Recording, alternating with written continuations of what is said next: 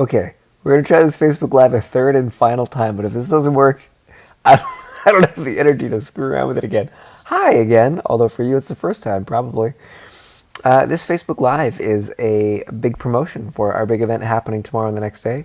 It's also about attachments. It's also just a little chat. It would be a fireside chat, but it's not cold enough yet to have a fire down here. I'm in the downstairs of my house, in the Airbnb, hiding from my wife.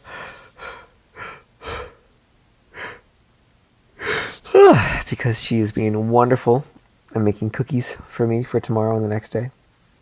Also, she's making cookies to bribe the friend whose home I'm going to borrow his internet, because his is much more stable than mine. I live in the countryside. He's got a direct line in, so I'm paying him with cookies.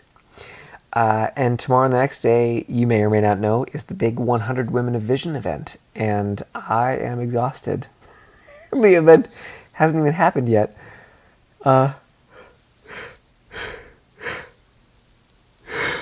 So for those of you who know me, these yawns are a combination of energy yawns and just tired yawns. So I also want to talk about attachment, because I'm right in the middle of being hella attached. Attached AF. I want this event to be successful. I want to sell more tickets, both for personal business reasons. Heck, I want to make money. And three actually. Number two, I want way more women to get this content, because it's going to be flipping fantastic. And I get frustrated sometimes when I'm doing everything I can to show all these amazing women that they totally belong here, and they don't all see that, or they're busy, or they don't have the money, or whatever it is. And I have to admit, I have not been the most spiritual person those last 24 hours. To anyone I've been snappy with over email or Facebook, I apologize. And then third, I'm attached because this is my tripod for my camera. I was like, what's in my hand? Third, I'm attached because I want all of the speakers to have an amazing audience, to get to witness their brilliance. So on all three accounts, one, totally personal, two, the bigger mission and vision, and three, the speakers, I want more people there. And I'm annoyed. There, I said it. I don't think I ever make any pretense or pretend like I have things more together than I do, but if I ever did, now it's all shattered. So I wanted to do some energy clearings right now about attachment, because sometimes it's fun to do this energy work when we're in the middle of the crap, when we're in the middle of our family just pissed us off, or when we're like, I heard an expression once, you catch the dog barking, when the family's pissing you off, or when you're really attached to an outcome, or when you're trying so hard to help people and they don't seem to want your help, and your helper fix your savior syndrome is coming up again. That's a great time to catch it.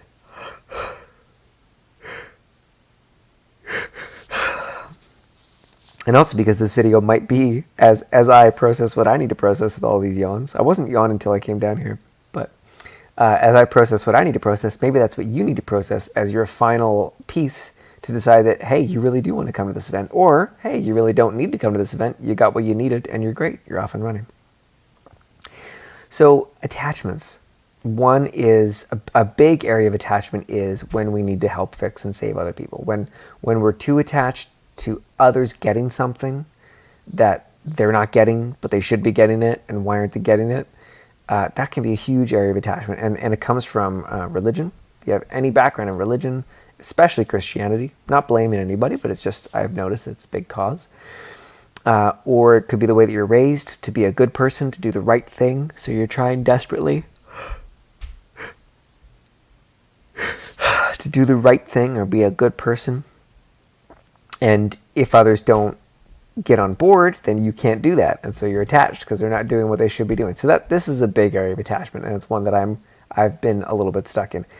Blessedly, not nearly as stuck as I have been in the past, but it's clearly still coming up, because otherwise I'd be much more zen about things.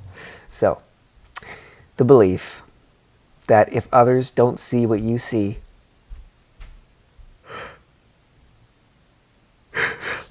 you should push or do everything in your power to get them to see it. Ow. Wow, would you be willing to destroy that at the point of creation?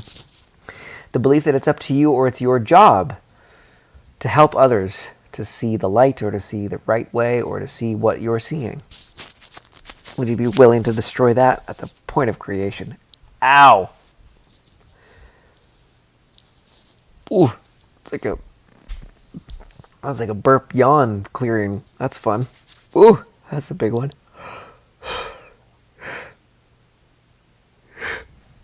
I can't be the only one that hit because that was a big yawn. Whew. Okay, other areas of attachment. Let's see. Well, one is the, trying to do the right thing or try to help people that didn't ask you to help them, probably. Another area of attachment, failure, feeling not good enough. No, that's not me. No, I'd never have that come up when I see my ticket sales and they're not where they should be or they're supposed to be. Of course I don't go to that place. I'm above that. I'm beyond any of those things. Anyone who tells you that, I'm sorry. If you're actually beyond that, then hats off to you, and please drop me a line and tell me how you do it, because I want to know. If you don't take it personally even a little bit when you don't hit your goals, because if you really have gotten to that level, I have so much to learn from you. But if you're still on that journey, as I definitely find myself, ow, whoa, oh. Oh, this one's totally coming from me, but I hope it will be of service for others or contribution. All the way, the story, all the ways you are making and allowing numbers and the wrong numbers to define you and to limit your energy and being.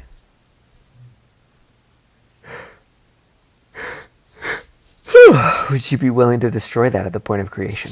Whoa! Okay, if any of my regular audience or viewers are watching, could you please write that down in the comments and tag me or private message me, because I need to run that one every day, all day, leading up to events or product launches. Oh my God.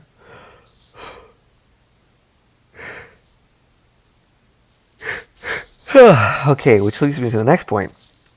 Why would we get so attached? Why would we let numbers define us? Why would we get so bent out of shape about others not doing what is the right thing to do, or others not, why would we get so bent out of shape? In my experience, there's maybe only one, but likely there might be more, but there's one really, really big one that until you address it, you won't see the other ones. And that is distraction. We do these things to distract from ourselves. One obvious example is when you fly overseas to go, do amazing work in other countries, ignoring your family that's falling apart back home, or ignoring your own community back home. Now, I'm not saying that one is better than the other. I'm not saying that you should stay home and not go to another country to do great work. That's not what I'm saying. But that's just one kind of classic example. Look to the mess in your own backyard. It doesn't mean that the other yard doesn't also need maybe some help and some love, but it's just an easy example. So what are you distracting yourself from? What have I been distracting myself from? I have a really fun story from today. It just happened. As a fun example of how we use these things, how we use attachments. And when we get attached and we're being attached, and also to physical objects too, possessions is another piece of this, that when you're attached, it's a distraction from something. And it's often distraction from being judged. There's a judgment you don't want to hear. Or maybe an internal judgment that you don't want to acknowledge that you have about yourself or others or the world. There's something really uncomfortable that you don't want to deal with. There's something that you're getting off the hook from dealing with because you're so busy dealing with the distraction. So the attachments, trying to help other people, whatever it is. So let me give you a fun, easy example. Today, 4 hours ago, I had picked up my daughter from daycare. She spent the whole ride into town screaming because I went to pick her up instead of mom. Mom normally picks her up. So I was a little bit on edge, but mostly this whole event and the lead up to the event and everything. So I had to do a book swap for my wife. She's part of a book club. And so I was doing a book swap at a friend's house. And I thought I was coming up to the street in this small town that only has a few streets to drive down, but I'm distracted. So I think I'm coming up to the street. I put on my indicator light. I start to slow down, realize it's not the right street. So I speed back up and I continue. About 30 seconds later, I come to the right street. I put on my indicator light, slow down again, and turn off. I happen to look behind me in my rearview mirror and the car that continued on the main road. And it was a bunch of young guys. And the guy in the passenger seat, half body, leaned out the window to congratulate me, and with a big, stupid look on his face to congratulate me. Apparently, I guess, that I finally, as the idiot that I am, went down the correct street.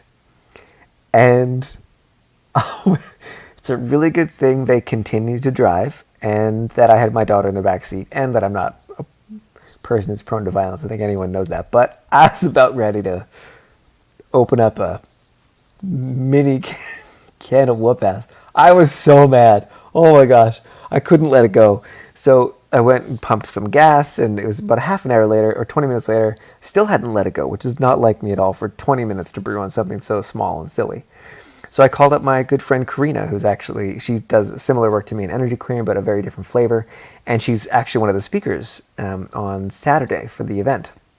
And I called her to say, why can't I let this go? Long story short, my ego getting in the way, obviously. It's a distraction. Because I'm feeling like I, didn't do the best job in putting this event together. I can see all the mistakes I've made and everything that I should have done or could have done. So I'm feeling like a failure. I'm feeling like I messed up. So here comes the perfect distraction. This young whippersnapper who's being an arrogant dick, jerk, whatever you want to call it. And I lose 20 minutes of my life to that when I'm doing, hopefully, wonderful things in the world and working with clients and changing lives and having a great life myself and being present with my daughter and my wife. And I'm going to get distracted by that. So it was a perfect distraction from my failures and feeling inadequate and feeling like a failure, which I have a long and rich history in. Not so much the last 3 years, but before that, long and deep tradition. So, if you are someone who would like to get out of ego faster, if you're tired of the attachments, if you're tired of creating distractions, if you're ready to face your shit, face your demons, and just get happy more of the time, and to be able to make, like I'm making this Facebook Live right now. I don't know if tomorrow and the next day, there are people coming. It's not as big as I wanted it to be, but there's magic happening in the background as we speak. Hopefully people that are watching this are connecting with the, it's a real event with real speakers, and you'll want to be there because you want to drop imposter syndrome. You want to stop posturing and pretending like you've got it all together. Oh, another speaker who's going to be there, I think she's speaking tomorrow, Heather Wild. I skimmed, to be honest, this post, but what I skimmed was wonderful. She was saying things like, I haven't made my first 10K month yet, and I'm not at this level yet, and I'm not that. But here's what I can promise. I can promise you I will be with you fully. I'm going to be fully present with you, and I am going to help you increase your sales, and maybe you'll be my first 10K client, and that would be amazing, but I'm not going to promise you these big, big dreams. I'm just going to be real and kick ass the way that I know that I can for you 24/7. And it was so refreshing. It was just like, thank you for being a real person.